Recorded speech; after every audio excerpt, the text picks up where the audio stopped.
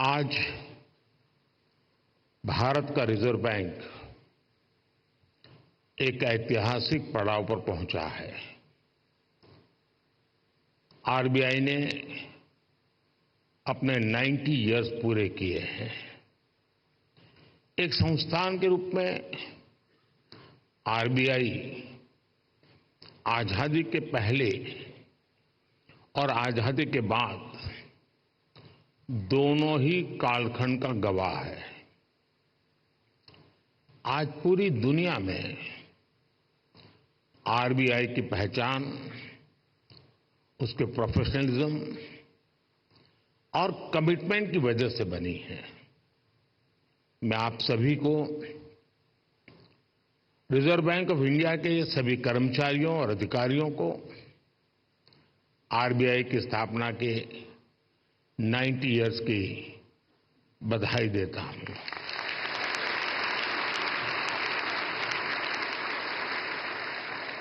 और इस समय जो लोग आरबीआई से जुड़े हैं उन्हें मैं बहुत सौभाग्यशाली मानता हूं। आज आप जो नीतियां बनाएंगे, जो काम करेंगे, उनसे आरबीआई के अगले दशक की दिशा तय होगी। ये दशक इस संस्थान को उसके शताब्दी वर्ष तक ले जाने वाला दशक है और ये दशक विकसित भारत की संकल्प यात्रा के लिए भी उतना ही अहम है। और इसके लिए जैसा आप लोगों का मंत्र है, आरबीआई को तेज ग्रोथ को सर्वोच्च प्राथमिकता देते हुए ट्रस्ट और स्टेबिलिटी पर भी उतना ही फोकस करना है। मैं आरबीआई को उसके लक्ष्यों और संकल्पों के लिए भी शुभकामनाएं देता हूं। साथियों, आप सभी अपनी फील्ड के एक्सपर्ट्स हैं। आप जानते हैं कि देश की अर्थव्यवस्था, हमारी जीडीपी काफी हद तक मॉनेटरी और फिस्कल पॉलिसीज के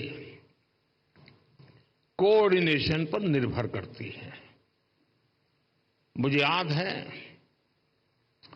जब 2014 में रिजर्व बैंक के 80वें वर्ष के कार्यक्रम में आया था,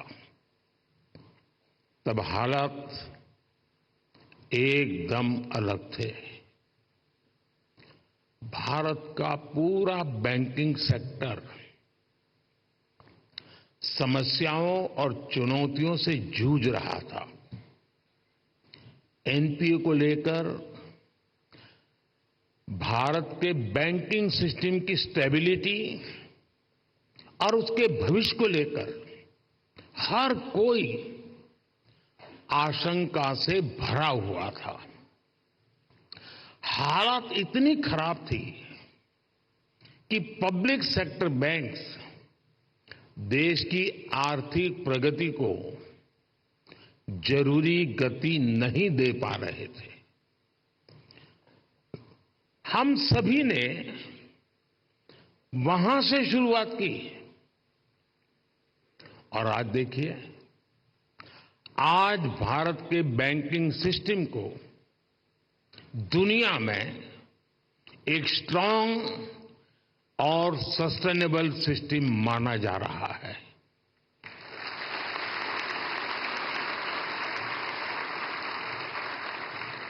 जो बैंकिंग सिस्टम कभी डूबने की कगार पर था, वो बैंकिंग सिस्टम अब प्रॉफिट में आ गया है और क्रेडिट में रिकॉर्ड वृद्धि दिखा रहा है।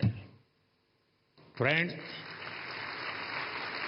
आप भी जानते हैं कि सिर्फ 10 साल में इतना बड़ा परिवर्तन आना आसान नहीं था। ये बदलाव इसलिए आया क्योंकि हमारी नीति, नियत और निर्णयों में स्पष्टता थी। ये बदलाव इसलिए आया क्योंकि हमारे प्रयासों में दृढ़ता थी, ईमानदारी थी। आज देश देख रहा है, जब नीयत सही होती है तो नीति सही होती है। जब नीति सही होती है तो निर्णय सही होते हैं, और जब निर्णय सही होते हैं तो नतीजे सही मिलते हैं। इन शॉर्ट, मैं यही कहना चाहता हूं, नीयत सही तो नतीजे सही।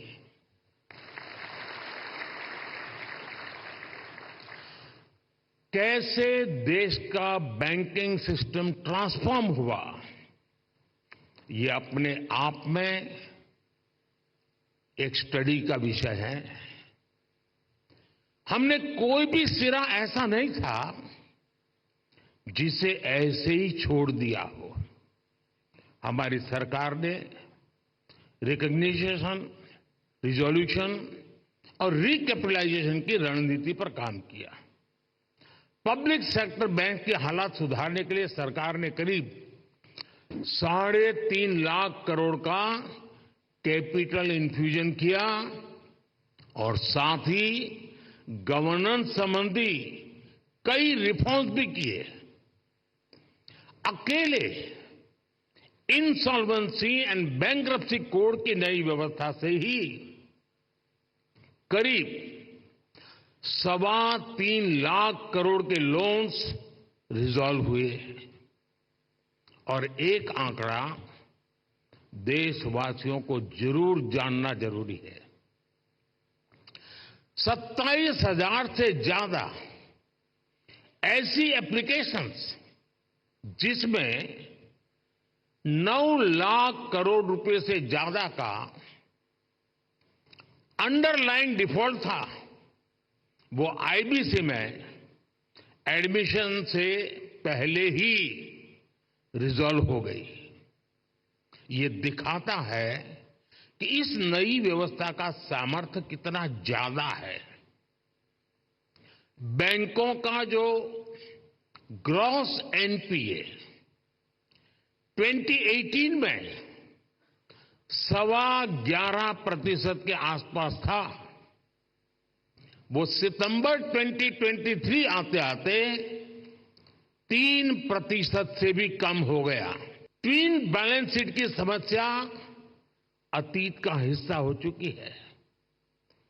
आज बैंक की क्रेडिट ग्रोथ 15% तक हो गई है, और मैं इन सभी उपलब्धियों में आरबीआई की सहभागीदारी और प्रयासों की भी बहुत बड़ी भूमिका रही है, और वो बधाई के पात्र हैं।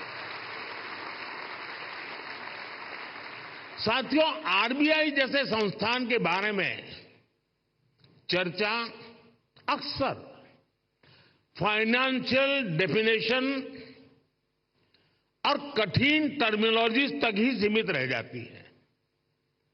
आपका कार्य जितना जटिल है, उसमें यह स्वाभाविक भी है, लेकिन आप जो काम करते हैं उससे देश के सामान्य मानव का जीवन सीधे तौर पर प्रभावित होता है।